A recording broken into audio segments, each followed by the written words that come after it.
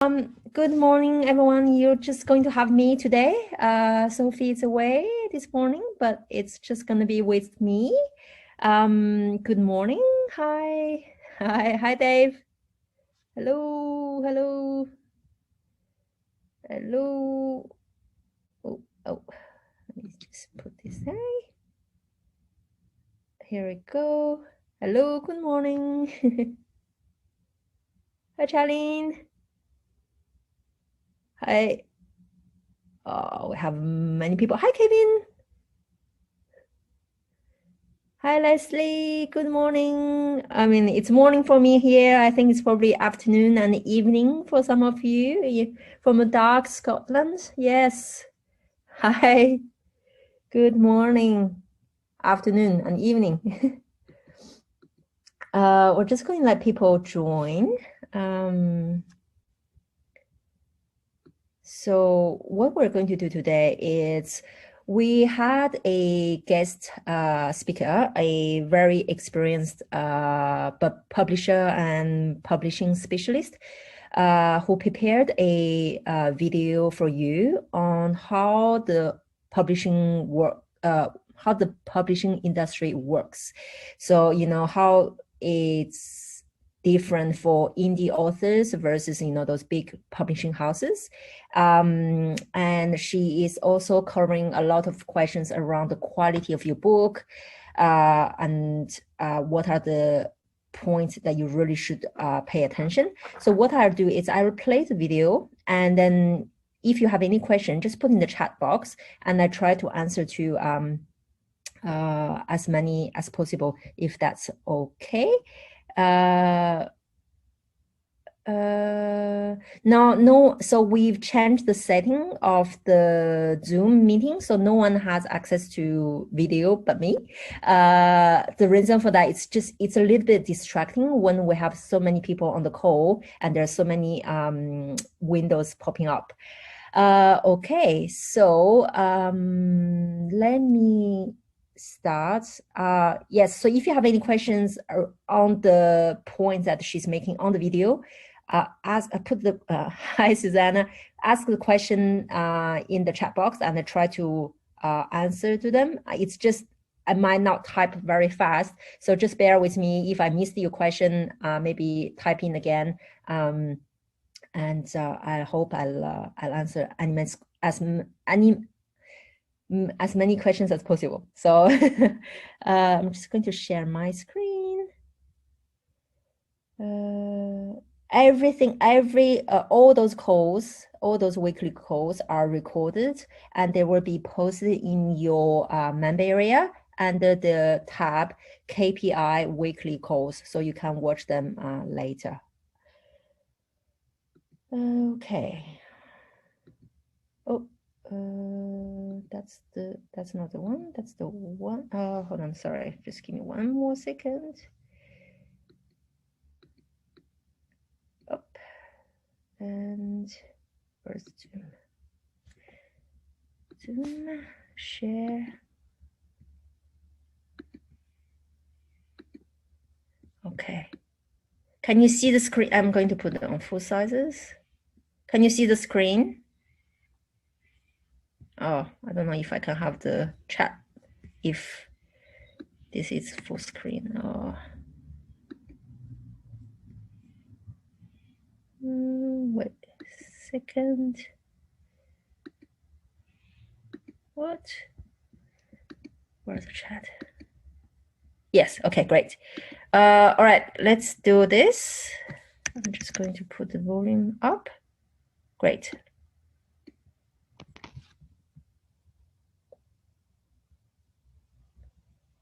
Come on. Oh, come on. Okay. Wait a second. It's not working. Always technology. Let me just try something else.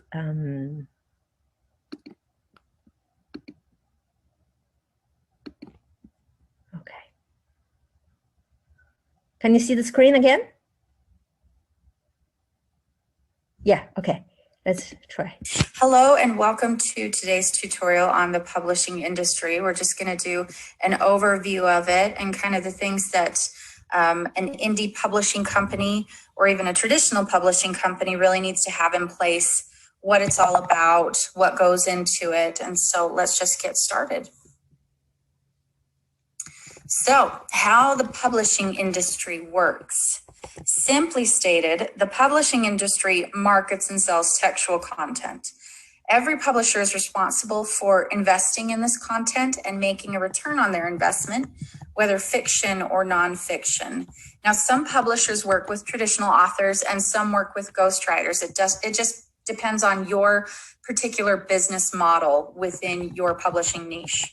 So since the success of a publisher is dependent upon turning a profit, publishing in a nutshell is all about editorial acquisition, also project management. And this can be in the form of a book idea, a synopsis, an outline, or a full manuscript, whether fiction or nonfiction. Either way, the type of content a publishing house acquires, prepares, publishes, and then markets is pretty much the backbone of operations. And it's the first step toward success as a publisher or a publishing company.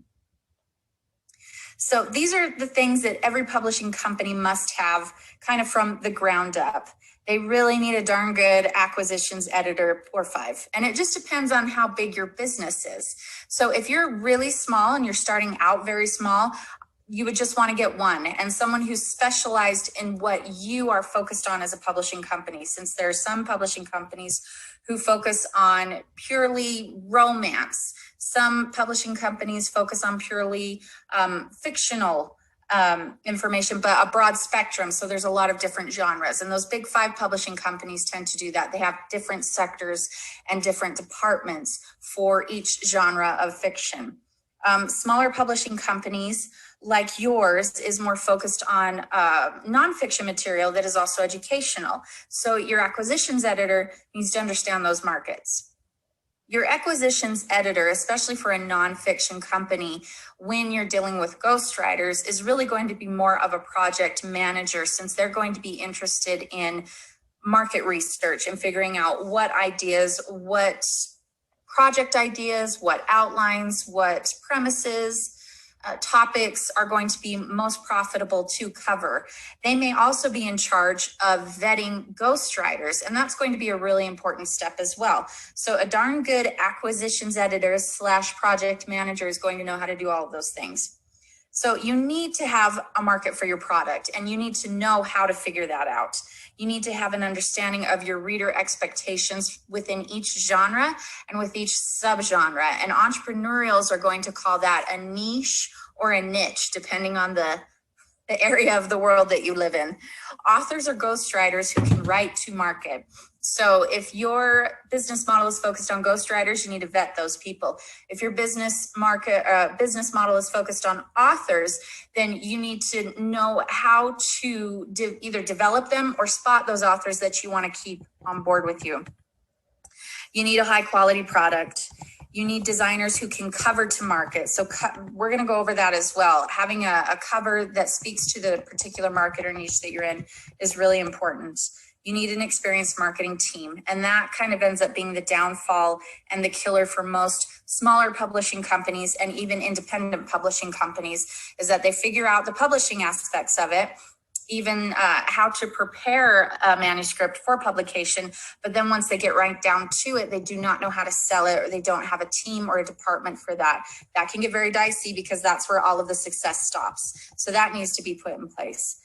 You also need an understanding of copyright laws, international copyright laws, and entertainment rights. The entertainment rights have a lot more to do with fiction, although some people will use biographies, memoirs, some nonfiction stories that they then turn into movies. But for the most part, those go more towards fiction books. Copyright laws and international copyright laws, it's all going to differ from country to country, province. You just need a really, really good lawyer someone who can give you legal advice to let you know what you need to do. When it comes to ghostwriters, you need to have non-disclosure agreements, and then also copyright agreements where they're handing those rights over to you. You're just paying them a one-time fee. So those are all things that really need to be locked in before you start selling. Then you also need an understanding of your publishing options, which really you need to be publishing on Amazon first and foremost. Trying to build a business without incorporating Amazon is foolish, because they are the leading marketers on that platform and the leading retailers for selling books. I wish they weren't. I wish they weren't such the monopoly that they are, but they are. And so some authors and some publishing companies are actually trying to move to a different business model where they sell strictly from their own websites and create their own retail markets. But Amazon is so trusted and has their own search engine. And we'll go into the benefits of publishing with Amazon in a minute. But those are essentially the things you need to have locked in. So let's just go over kind of what the acquisitions editor does.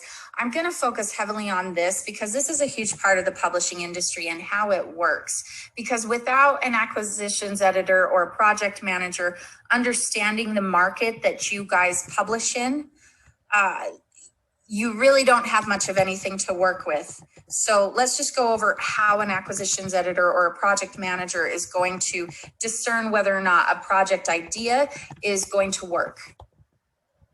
So it is important to find an acquisitions editor who specializes in what your company produces.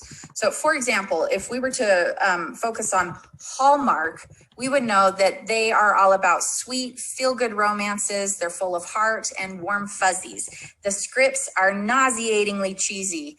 And that is what we love about them, because we know that we are going to get that either in book form or TV form.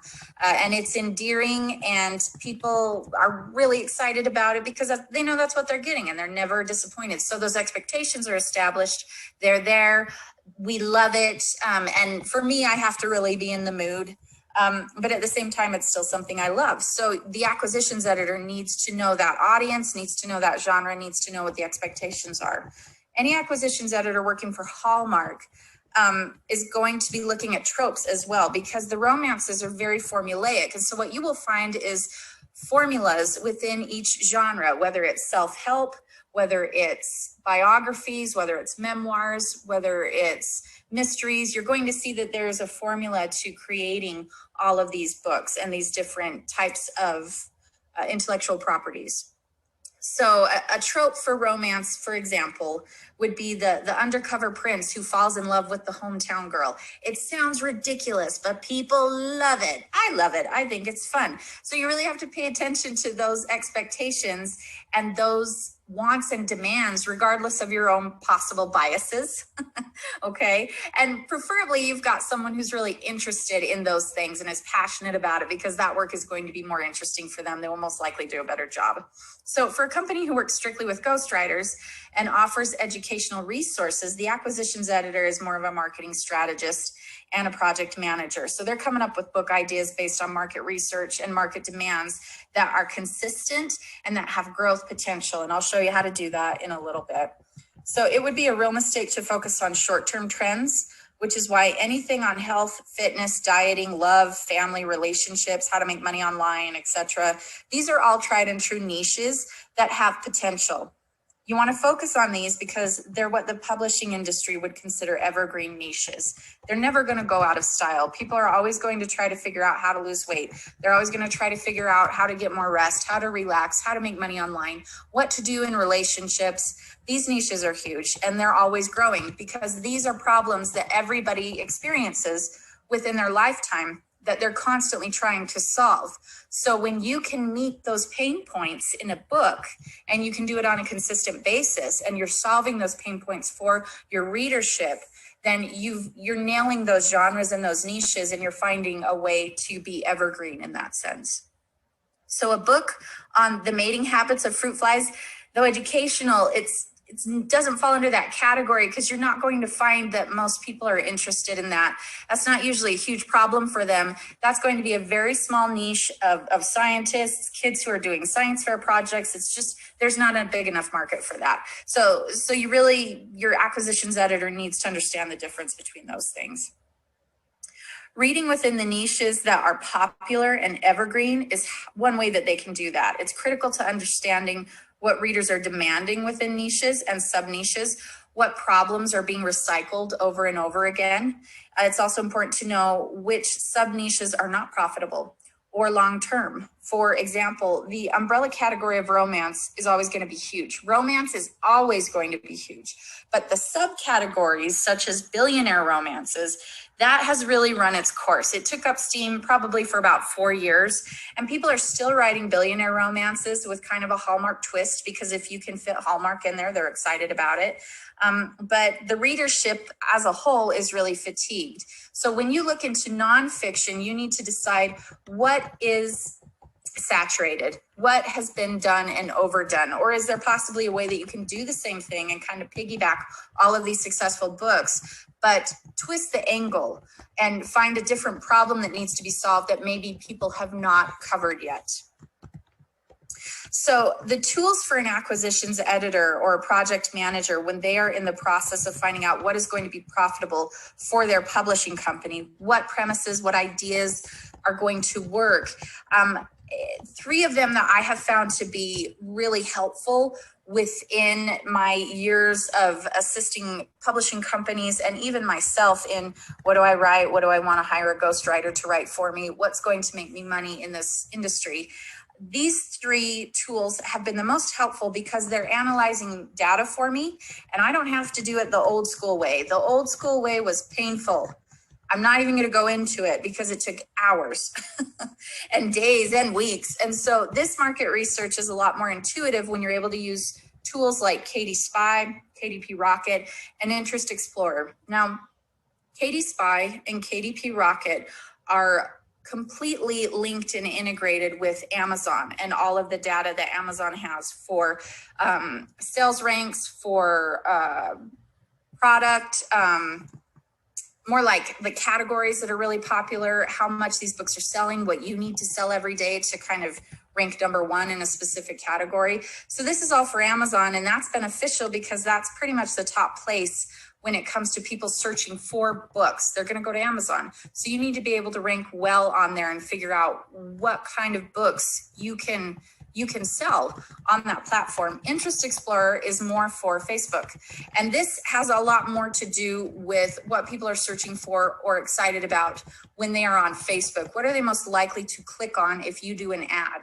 KD Spy and KDP Rocket can also assist with Amazon ads. So with these 3 tools, you're figuring out what's going to be best when it comes to genres, niches, how big the market is for your idea, and also whether or not you can even create ads for them. So once a project has been signed on and you're ready to go with it, then it's all about making it as high quality as possible. This is where indie publishers and indie authors get in trouble because they either don't understand the business side of this, they don't understand how to create a quality product, or they just don't have the budget or the funds to make that happen. And you really can't skimp on this. You've got to build your team to make this work. You have to understand that nobody wants to go in and buy something that is of cheap quality. So for many acquisitions editors, they're going to face a massive slush pile when it comes to a business model that is solely working with authors rather than ghostwriters. So the slush pile of query letters from hopeful authors is daunting. I had a friend once tell me that the slush pile, I mean, it's not literal letters, now it's emails, but some days she just did not want to deal with it because there was so much of it. They know the market and their specialized genre, which is good. So a lot of times they can take one look at the first paragraph of a query letter and just delete the email and move on. So they don't have to waste time. The next step is what the writer brings to the table or what the ghostwriter brings to the table. So if your company is vetting ghostwriters, then you need to be able to figure out these things as well. So step 1, does whatever is being presented to you fall under genres and interests that your publishing company focuses on? Do they fall under things that you know there's a market for? Do you already have a book that's similar to what is being proposed on your list? Is there an intriguing synopsis? Is it a different way of looking at things? Is it a different take on a fiction story that's already been done? So, I mean, you look at Harry Potter and you compare it to Lord of the Rings, and you'll find that there are so many similarities in the tropes and in the plot tools and devices that they use. But J.K. Rowling took it one way and Tolkien took it another. So how can you put your own spin on it, whether nonfiction or fiction? Does the author or ghostwriter actually have an online presence? Are they experienced? So if you're doing a search for these people, do they have a portfolio? Do they have a resume? Do they have a website already? Do they have a following? A lot of publishers nowadays, when it comes to fiction and nonfiction, are looking for established indie authors or established ghostwriters who have a fan base, because that means that fan base is coming to that publishing company. That means that that ghostwriter or that author already has an idea of how to market their own books. And that is very helpful and wonderful for a publishing company. Step 2 is reading the first chapter, or for a ghostwriter, reading their samples to determine whether they even have a handle on writing to begin with.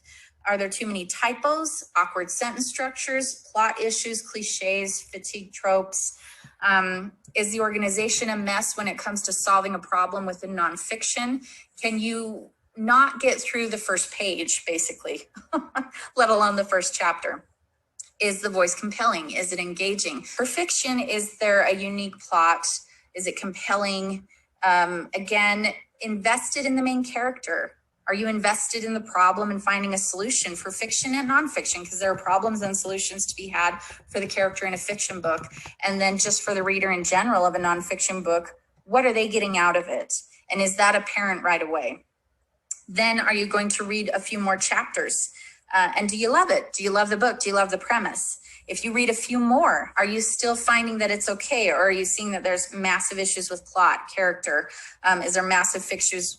Are there massive issues with organization, thoughts, explanations? So I think based on you just being able to read a book and knowing what you like, you're going to find that either a writer has a handle on writing or they don't. And so that's kind of the first step when it comes to getting a high quality product, either from an author or a ghostwriter. Because how much hand-holding do you really want to have to do? The answer is none. You do not want to do any hand-holding. You want someone to come to you who already has the fundamentals of writing down, who knows what they're doing and can offer you a product that is relatively clean, so that the cost of then getting that product to publication is less expensive. And by that, I am mostly talking about editing.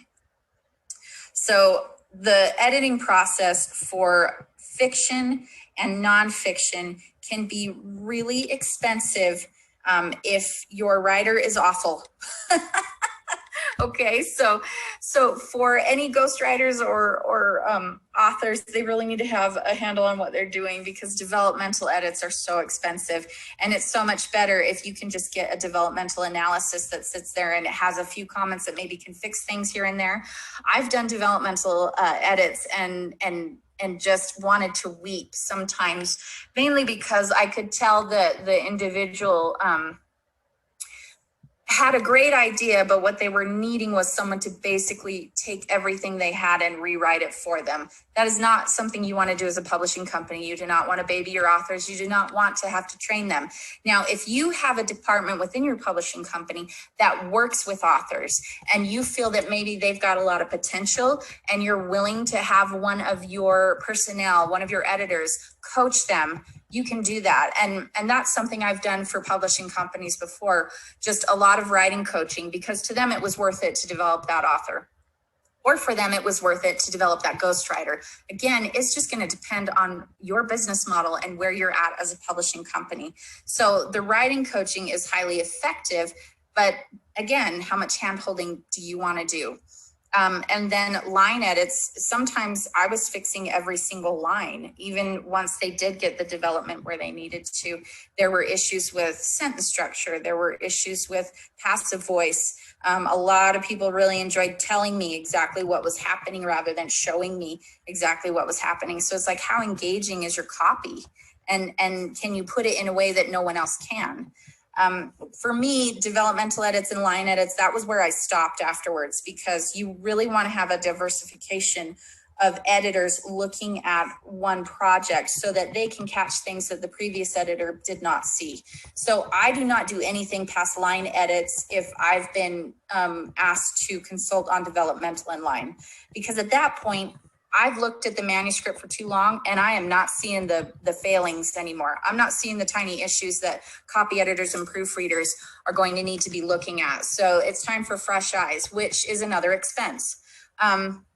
So what you really want to do, hopefully, is just find authors and ghostwriters who have a book that is awesome when it comes to development, maybe 1 or 2 issues, but it can quickly be analyzed and turned over and fixed, and who do not need too much fixing when it comes to line edits, because it's just so very expensive as well.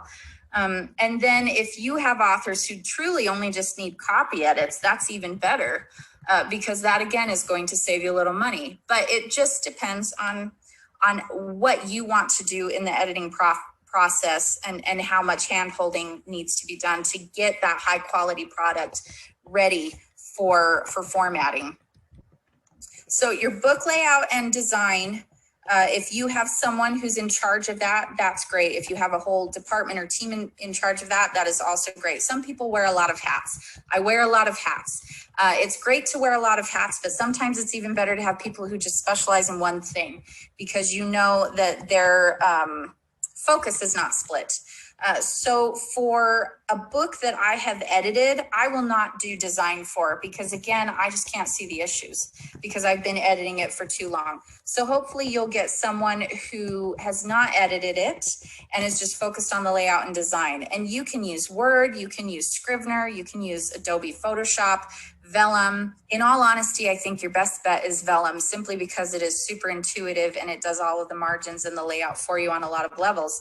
You've got themes that you can recycle and use if you want to, but you can also just hire someone to do chapter header designs, which is really affordable, really easy, very simple. You can do it as well. I really enjoyed working with Vellum and doing book layout and design for authors who have fun ideas as to what they want to do for chapter headers, because it's a very easy thing to design and work on. So if you've got a book designer who can work quickly, then that's going to save you a lot of money when you're also pairing that with Vellum. Now, once you've got the book edited to perfection and formatted beautifully with all of the wonderful layout, then you're looking at covering to market and branding. This is a very important part of publishing that a lot of publishers that I've run into struggle with, mainly because they're not doing their research. They don't even consider that the cover is a marketing tool. And it may just be because they are on a budget or because they don't have the cover department in the marketing department. Nobody understands how to cover to market or what they should be looking for. Maybe branding isn't a huge deal, or they've never considered branding. These books are written by Joanna Penn. She's an incredibly successful independent author who has made a wonderful living writing thrillers. And then she also, on her nonfiction side, teaches authors to do what she does.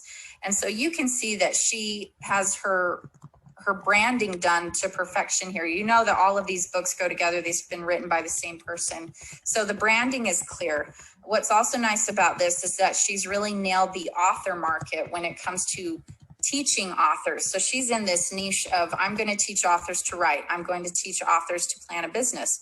I'm going to teach them how to write nonfiction, how to market their books, how to make a living with their writing, successful self-publishing.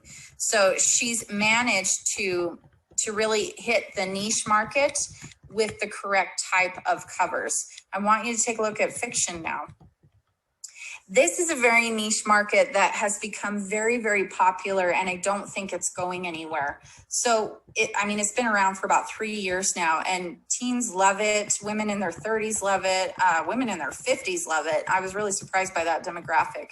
So what we're finding is academy romances. This is a young adult, urban fantasy, paranormal fantasy, and you're going to have the formula always seems to be strong, beautiful girl, who is highlighted by beautiful colors that scream of magic and scream supernatural.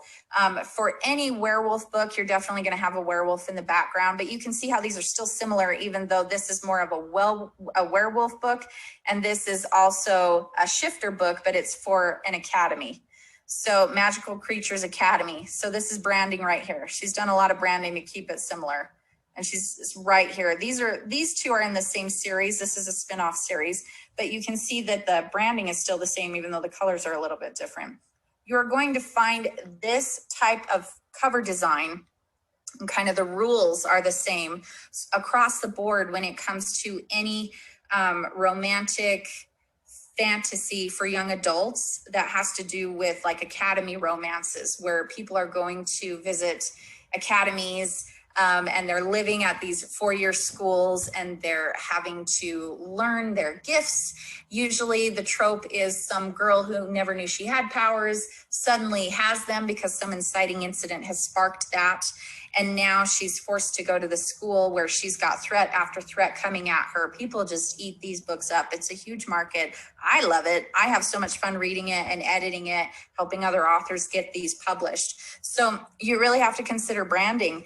And when it comes to these types of designs, you will find that there are cover designers who specialize in specific genres and niches. And that's really what you want to do, is find those.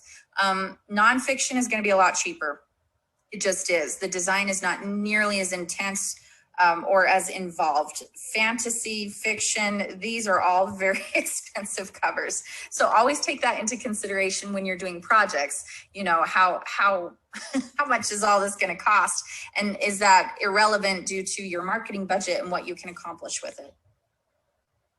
So your marketing team really needs experience, not only your acquisitions editor, but in a publishing company, your marketing team really needs to understand everything that your acquisitions editor and your project manager understands when it comes to market trends, market demands, saturation, what's popular, what's going to continue to be popular. So they need to understand the inner workings of AMS ads. They need to use KDP Rocket, KD Spy, and they need to be prepared to use any other softwares and technologies that will come, because it's always changing and it's always advancing. And so you need to keep up on those things so that you continue to take advantage of the best marketing practices as a publishing company.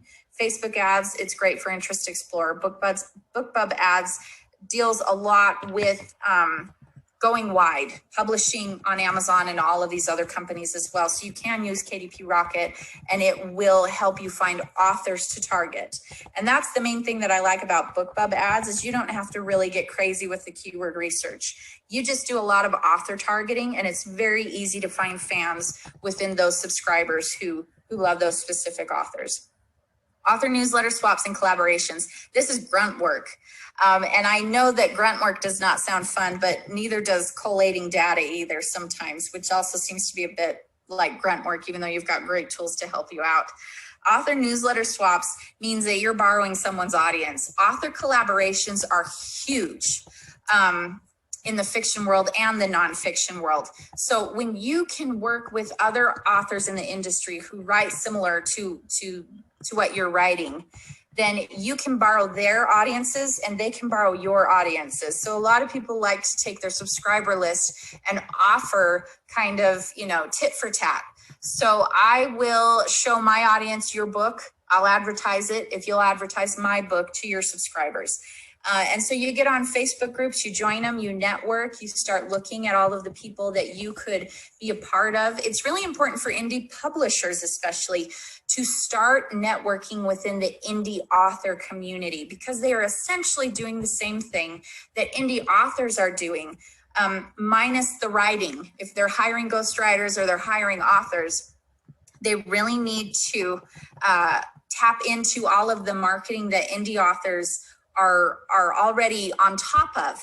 Because as an indie author, you're a publisher too. You have to understand the business side of that. And so an indie author understands all of the writing and all of the creativity, and they understand the business side. And that's where they are able to help publishing companies understand the business side of things. So it's so beneficial to network with those groups, like 20 books to 50K. I believe there's an alliance of indie authors on there that's really, really great. So all of those networking opportunities are really important for indie publishing companies to latch onto and start mixing with indie authors and indie ghostwriters. Book tours are awesome. I wouldn't so much as go with blogging as I would with getting reviews, because reviews are so important. It's one of the things that gives you validity when it comes to launching a book. You want at least 10 to 20 reviews when you're launching that book. You want them to show up within a week. And so a publishing company's biggest challenge sometimes can be, well, we've got the book out. Now, how do we get people to leave reviews? And book tour sites like Espresso Book Tours are very, very good at reaching out to their subscriber base and saying, hey, we've got a book that needs to be reviewed. Who's interested in jumping on this, review team for this specific book? And then the book tour people are in charge of organizing that and making sure that these people actually post reviews. So what you're paying for is not the reviews. You're paying for someone to organize all that for you. You're paying someone to have access to their subscriber list of people who are willing to read books and review books. It is incredibly helpful. For big publishing companies, you're going to want to use Google Analytics because it's going to help you with keyword research. It's going to help you put ads up there where they're showing up in places other than Amazon and other than Facebook. Even though those two places are really important to be advertising on, their Google Analytics kind of covers everything else on a lot of levels. So if you're an indie publishing company and you're growing really fast, and it's really important to get on board with Google pay per click advertising and to investigate that and see how you can utilize that for your company. And then if you would like to be in charge of your own subscriber team and your own review team, instead of having to go to Espresso Book Tours or other book tours, then you just slowly build your review team through subscribers with links to the back of your books, inviting people to come and subscribe to your newsletter and saying, hey, if you want to subscribe to the newsletter and read free books, then all you'll have to do is join the review team and we will give you a free book in exchange for an honest review. A lot of publishing companies are starting to utilize this. They learned it from indie authors. So indie authors have really been on top of marketing books and have been able to teach publishing companies the ins and outs of these little tricks of the trade, because they've had to focus so heavily on that themselves. When you're building your team as an indie author, there are so many hats to wear. So one of them is building a review team. And that's very rewarding because you've got people that you can consistently rely on who trust you, who love your books, and they are excited to read anything for free in exchange for an honest review. And they will usually post that on the website. It's important to get verified review purchases. So if you want to reimburse them for purchasing the book, that way the review that they post can show up as a verified purchase. You can do that. I've seen authors do that and it works really well because verified purchased reviews will show up a lot higher than reviews that are posted based on, an exchange for an honest review. That won't show up as a verified purchase and it kind of hurts your sales ranking. So knowing the differences between that is important for a publishing company to do when it comes to book reviews. Copyright, international laws, movie and TV rights. I'm not going to say a lot about this because I'm not a lawyer. I can't give you legal advice, but these are things you need to be aware of. Copyright law, it differs from country to country. I know in the United States, we just fill out a form, we register our copyright, we pay like a $50 fee, we're good to go. Sometimes we have to send in a physical book so that it's in the Library of Congress. But I do not know what the copyright laws are for your country. So those are things you would have to investigate. You're going to create contracts for your authors or your ghostwriters. You need to make sure that you consult with legal counsel on that to make sure the wording is correct and you're not liable for anyone coming at you for copyright issues. And, obviously seek advice from intellectual property rights lawyers. These are all things that publishing companies really have to put into place before they start selling books. Publishing and distribution. Indie authors or indie publishing companies have KDP for Amazon. Draft to Digital. This is a distribution company that will publish your book for you to Apple, to Barnes and Noble, to Kobo, to Google Play, to libraries. So there are a lot like, I think it's Baker and Taylor. They kind of do extended distribution to libraries, so you can have your book show up in libraries. And that is really beneficial because it does take time to fill out your KDP forms and get everything published on Amazon. You could do that with Draft to Digital. You could have Amazon, because they do publish to Amazon, but I always recommend that you stay completely in charge of your sales page through your KDP account, rather than relying on Draft to Digital to do that for you. When it comes to Barnes and Noble and all of the other retail sites, Draft to Digital is great because you upload the EPUB manuscript once with the cover, all the information, and they publish it to all of those other sites. So if you're selling wide rather than only on Amazon, then Draft to Digital is a good way to go because it saves you time, and they really help you without you having to publish to every single retail site on your own. Lulu, Ingram Spark, Book Baby, they're similar. All of these offer a lot of extended publishing, or most of them will just offer certain independent contracts when it comes to formatting and layout. One thing I really like about Ingram Spark is that they will do the same thing as KDP or Draft to Digital, but you can also order hardcover copies.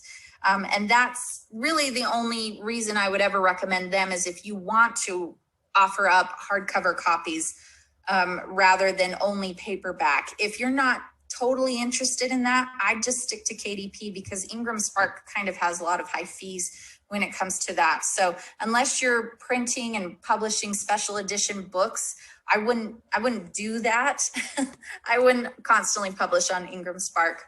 And also, KDP and Draft to Digital, their interfaces are just easier. It's easier for indie publishing companies to use these two platforms than it is to use Ingram Spark, Lulu, Book Baby. So I really prefer these two, and a lot of indie publishing companies find it much easier to do so as well. And with these two, you're still getting the expanded distribution, even internationally, which is awesome.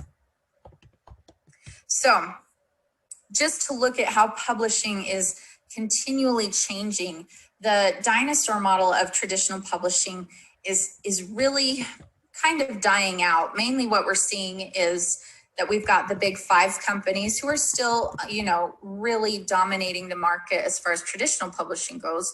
But now you've got your indie publishing companies that do not feel that they, have to answer to those publishing companies. You don't have to pass everything through those gatekeepers, which can sometimes be biased and very polarizing to some extent. Very hard to get any of your ideas or your books published when there's so much competition going to those specific places. So virtually anyone willing to learn the business side of publishing can do it themselves as a self-published author or indie publishing company if you understand the market, which is what I've been talking about mostly this whole time, and if you understand how to create a high quality product and market it. So with traditional publishers, there's a bigger focus on diversity in books. We're seeing that people want to learn more about Native Americans. They want to learn more about African Americans. They want to learn more about people from New Zealand, people from Thailand. They want to understand culture. And so there's a bigger focus on diversity in culture and in different races, since the majority has all been focused on Caucasian stories, especially Regency romance, although that's never going to die out.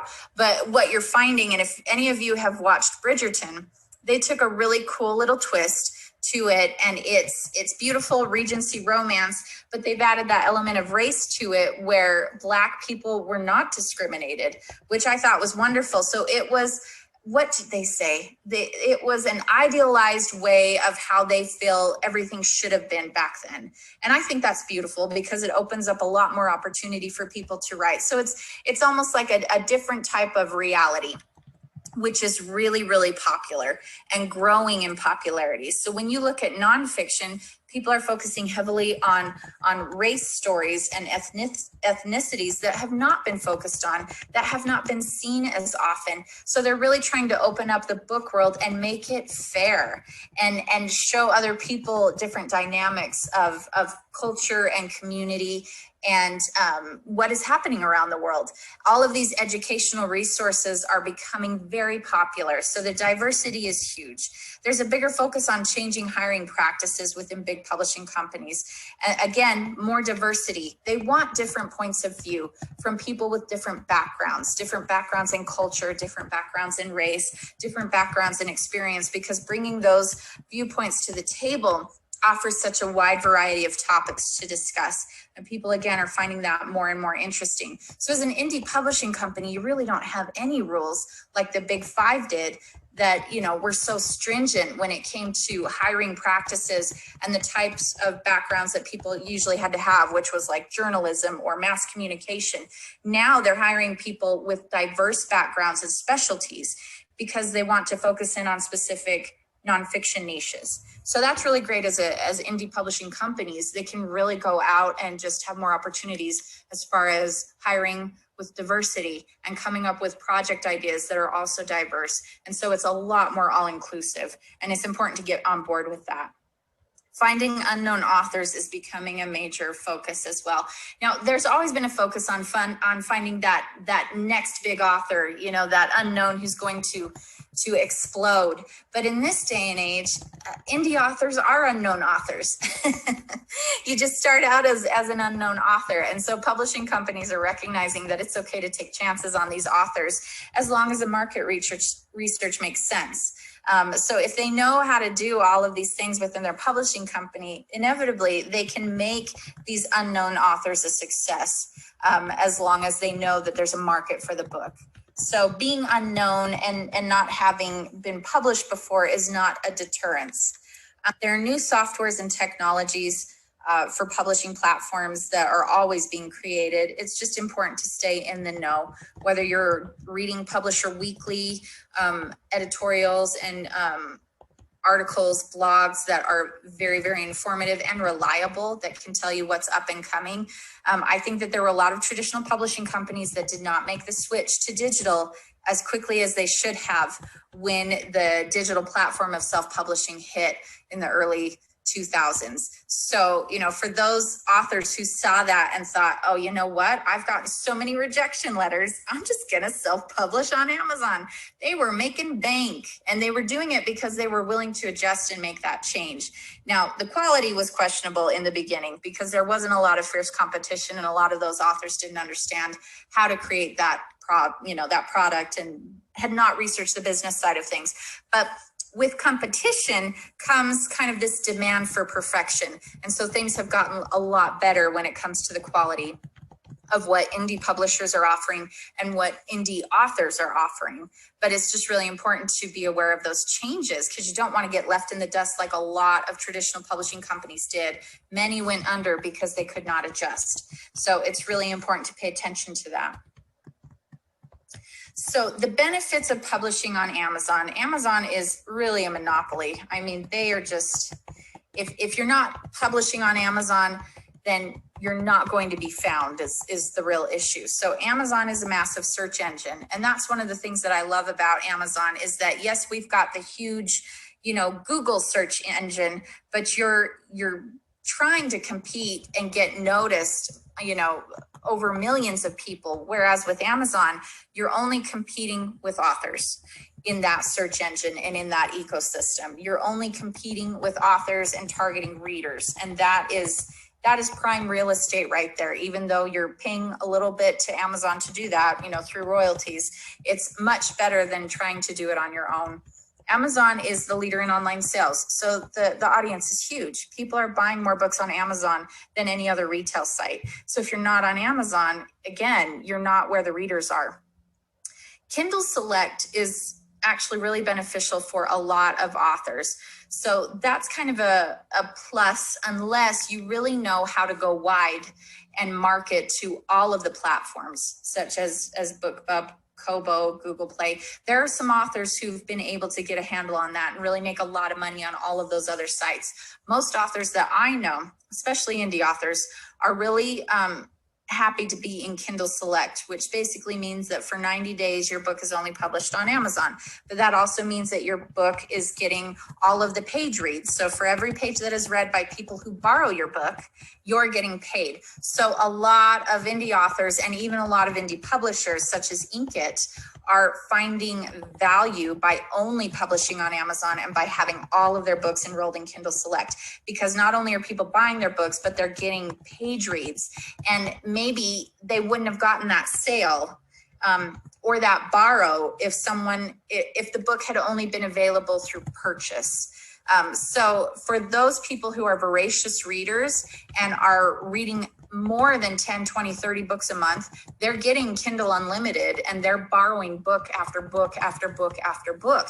And they are going to borrow your book and read it regardless of what your book's price is, because they can read it with that, $10 subscription fee. I mean, they can read 20, 30 books a month and they're still only paying $10. So it's beneficial to them. You just have to decide, based on what you're selling and based on your reach and your know-how when it comes to marketing, if it's going to be better to put all your eggs in one basket, which some indie authors do, or if it's better to go wide and spread those eggs out a little bit.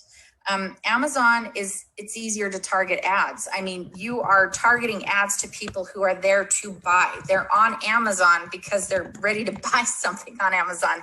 You're not just sending an ad to someone surfing Google who really has no intention of buying. Maybe they were just trying to get to their social media account and suddenly your ad pops up and they see it, but they weren't primed to buy because they weren't going to an actual retail site to buy something in that moment. So all of the ads that you're sending, your AMS ads, you're sending to people who are readers and who are looking for a book at that moment to buy. So impulse purchases are kind of huge, and Amazon makes it a lot easier for those impulse purchases to be had. Print on demand is huge because suddenly nobody had to deal with inventory unless they wanted to. So Amazon takes care of that inventory for you. And of course, you can print reader copies at publishing cost rather than the regular price. Whatever it costs to print the book, $3.50, $2.50. All you're doing is paying for that for your own author copies, and you can purchase those, have those sent to you, take them to book tours, take them to signings, take them to book fairs.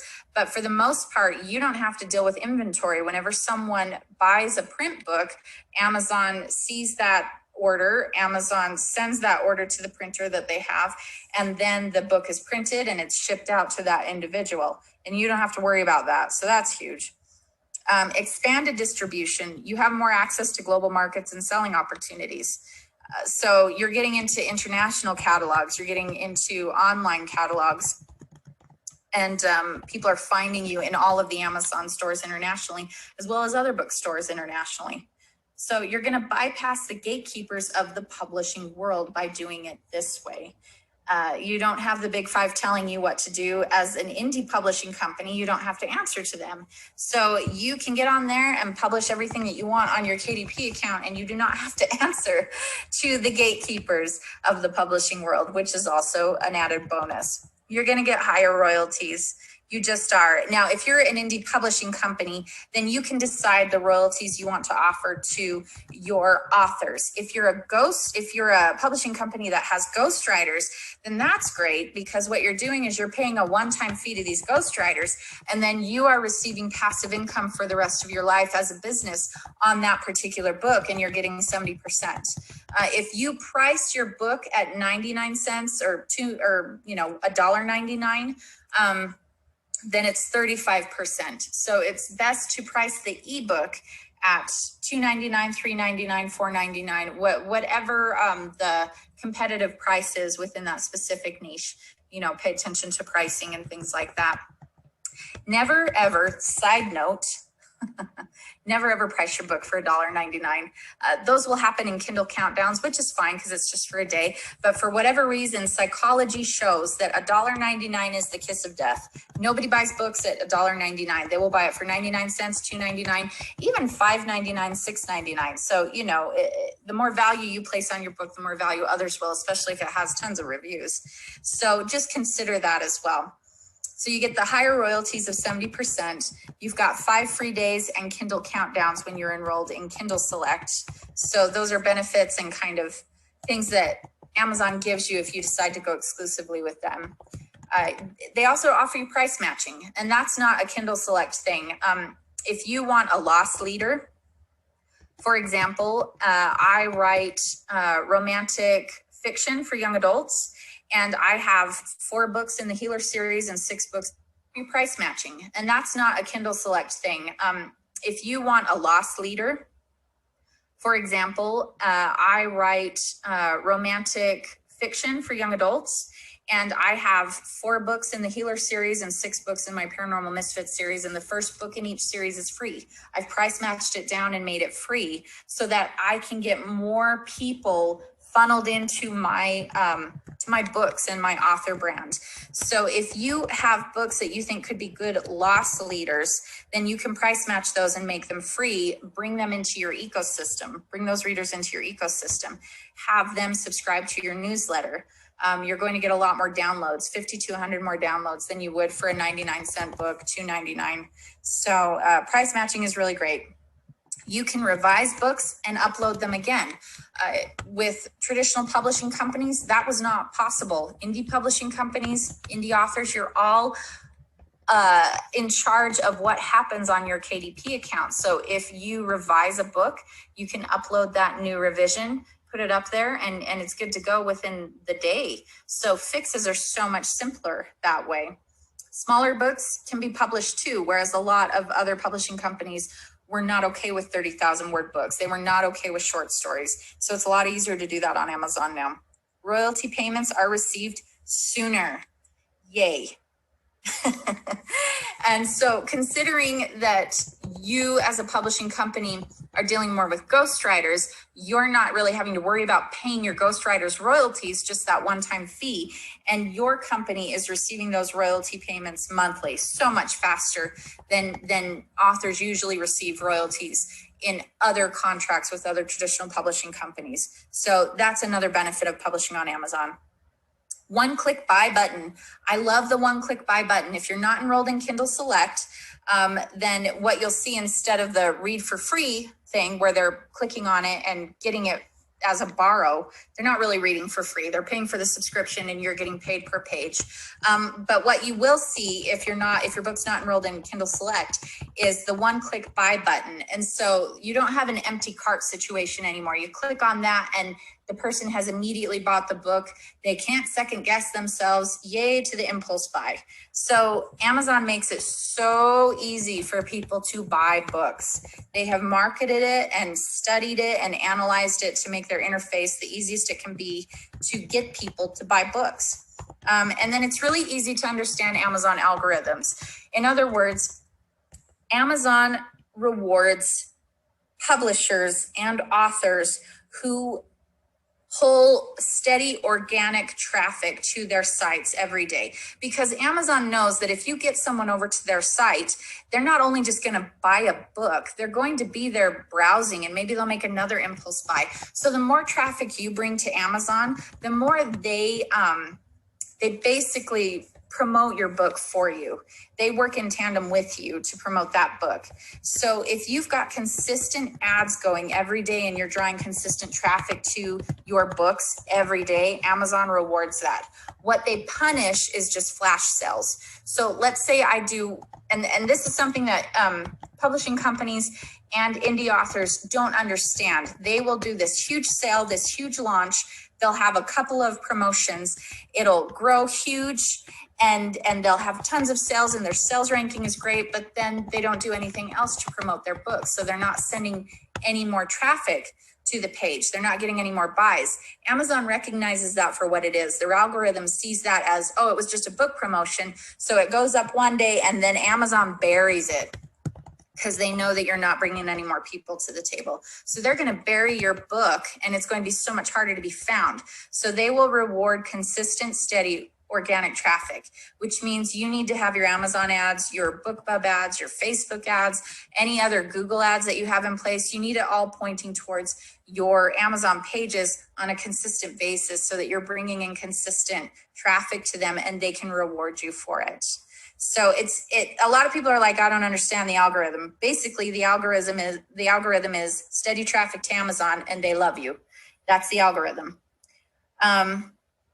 Nonfiction, pros and cons. So for publishing companies, do they only focus on nonfiction? Do they only focus on fiction? I mean, it really depends on what you're passionate about and what you want to brand your company as. Now, nonfiction, to some extent, just long-term, it pays better. Most people read short nonfiction. That's what they're enjoying. They like the short self-help books because they get the point. They understand what they need to do. They've solved a problem quickly. They don't have to spend 20 hours reading a 500-page book that they're not going to retain because they just need a few points that they can retain and then they're ready to move on. So, I mean, 6.18 billion across publishing industries in 2017, and it's only skyrocketed from there. So nonfiction publishing, it's not a problem. It's a good thing. Short nonfiction books are easier to write and they're easier to organize. So the cost for a ghostwriter isn't nearly as expensive as the cost for a fiction ghostwriter, because a fiction ghostwriter is, I mean, it's just blood, sweat, and tears. You're trying to do all sorts of things that a nonfiction ghostwriter is not having to do. So nonfiction is less expensive to publish also due to lower editorial costs. It's fairly straightforward to edit a nonfiction book. Lower cover costs. The cost for a cover is super minimal because it's not hard to design. And then the layout and book design interior is usually not as expensive either, unless they want to get crazy with the sidebars, and that's fine too. I mean, I can't imagine that would cost too much more, but overall your expenses are going to be less. Nonfiction cons, nonfiction doesn't necessarily endure if you want to make your mark in the world as an author. Like if you want a book to get out there and last, like Stephen Covey and other nonfiction authors who have kind of gone it alone. There's not a ton of nonfiction authors who have sustained that level of notoriety that, you know, J.K. Rowling has or George Lucas, because fiction books really are timeless. And most of the time, nonfiction is dealing with critical issues of the era. And so that's also why you really need to stick with evergreen issues and rather than trends, especially within nonfiction. Because if you solely focused on the latest diet trend rather than the try and true diet method, then again, you're going to be, you know, buried 5 years later because you've become irrelevant. That book is irrelevant. The issues are irrelevant. Or there have been great strides within the industry that have improved upon what you wrote. So fiction is a little bit more enduring. Nonfiction bestsellers don't sell as well as fiction bestsellers. They're just not as entertaining. They're informative, but they are not as entertaining. Most of them aren't. Some have done a good job, but that's hard to do. Writing nonfiction requires a lot of research, lots of citations, statistics, and facts. So you really cannot throw out something and say something without research to back you up and something that can be proven. Having said that, I don't think that is nearly as difficult as developing a plot, characters, etc. Fiction prose, best-selling fiction books sell higher than nonfiction books. And when it comes to movie rights or entertainment rights, you're always going to make more money with nonfiction than you are, or with fiction than you are nonfiction, because you're going to have so many more options.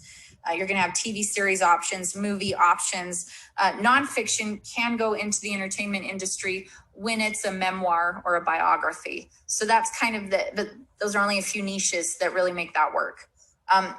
Fiction, again, is more endearing. It's easier to enduring. It's easier to be remembered. You have voracious fans, and these fans can be recycled again and again and again. So once a fan, always a fan when it comes to fiction. Nonfiction is a little harder in the sense that You have a great book and that's awesome, but most people use nonfiction for businesses. The nonfiction is a lead into what they offer as a business when they're trying to solve this pain point for you. So nonfiction tends to be a business card sometimes, where they offer it for free online, and then the lead in is, you got the free book, now sign up for my newsletter and I can now be your real estate broker, So a lot of people will kind of look at it that way. When it comes to nonfiction for a publishing company, the best thing to do most of the time is kind of a series, or at least keep the branding similar, so that people looking for specific books on self-improvement or self-help, you'll find specific branding for time management if you do a series of books for that, or you find specific branding in mental health, bipolar, depression, anxiety, if you do a series of books like that. So it's easier to follow a fiction writer because of the excitement of discovering new characters, and they're always going to be writing books within the same genre. A publishing company that does nonfiction really needs to focus on brand and focus on people staying with them. It's a little bit harder for a publishing company working with ghostwriters, because there doesn't seem to be an actual face that the fans can jump on board with.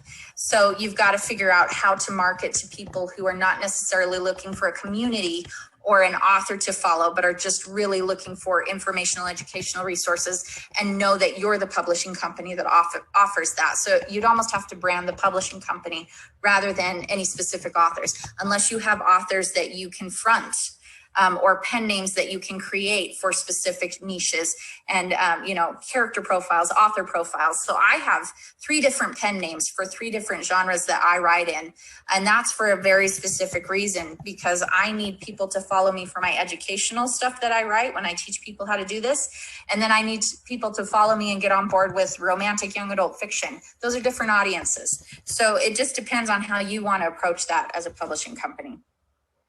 Fiction is harder. These are the cons. It's harder to write and plot. A nonfiction book is going to be much easier, although biographies and memoirs can be difficult. But the fiction is just harder to write and plot. You're looking at character development. You're looking at plot and structure. You're looking at plot layers, subplots, secondary characters, dialogue. Is it engaging? So it's very intense with the development and the creativity, and you want your authors to have a handle on all of that. It's also harder to market due to saturation and competition. So you keep seeing these new things pop up, like reverse harem romances. That was stunning to me when it first came out. And then I was like, oh, they're bloody brilliant, because it really is something that there is a market for.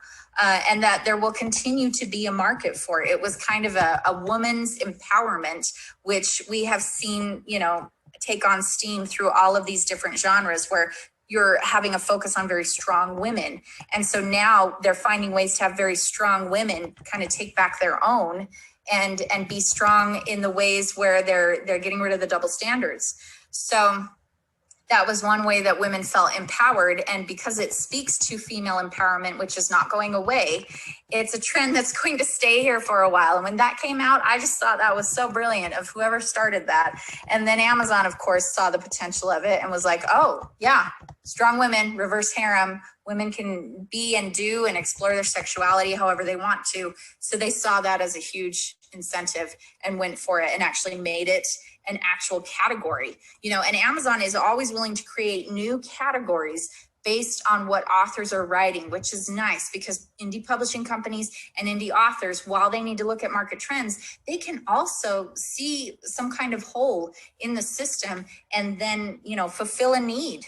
And so reverse harem ended up fulfilling a need that nobody even recognized.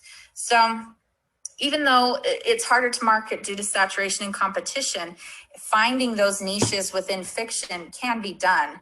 And if you can get on top of that and kind of be an established author within that as it's starting to grow, then that's going to be really important. But it's hard to do. It's so hard to do.